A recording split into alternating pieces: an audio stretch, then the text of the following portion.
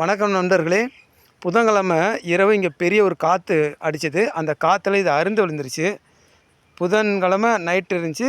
வியாழன் வெள்ளி 2 நாள் இதை எடுக்கவே இல்லை. சனிக்கிழமை அன்னைக்கு நாங்கள் முதல்வர் தனிப்பிரிவுக்கு கம்ப்ளைண்ட் பண்ணதுக்கப்புறம் இதை வந்து சுருட்டி வச்சுட்டு போட்டாங்க.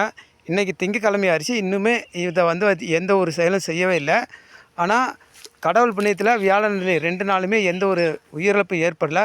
இங்கே பார்த்தீங்கன்னா இங்கே தான் அதிகமாக மாடு எல்லாமே இங்கே தான் மேய்ஞ்சிட்ருக்கோம். பயிருக்கு வந்து தண்ணி பாய்க்காமே இருக்காங்க. அந்த பயிரை இப்போ அடுத்து காமிக்கிற பாருங்கள். நண்பர்களே, பார்த்தீங்கன்னா அந்த கிணற்றுக்குரிய பாசன பகுதி இதுதான்.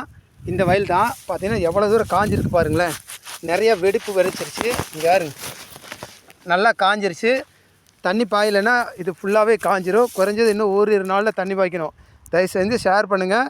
இது வந்து பார்த்திங்கன்னா செங்கல்பட்டு மாவட்டம், திருக்கழுகுன்றம் வட்டம், கருமரப்பாக்கத்தில் தான் இருக்குது.